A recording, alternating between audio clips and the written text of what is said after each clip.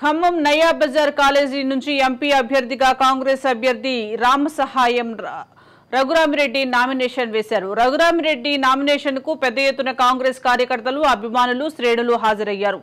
కాలువ ఒడ్డు నుండి మయూరి సెంటర్ మీదుగా ర్యాలీగా వెళ్లారు. ఈ ర్యాలీలో ఎండ తీవ్రతను లెక్క చేయకుండా కాంగ్రెస్ కార్యకర్తలు, అభిమానులు, శ్రేణులు పాల్గొన్నారు. రఘురామిరెడ్డితో మంత్రి పొంగులేటి శ్రీనివాసరెడ్డి ర్యాలీలో పాల్గొన్నారు.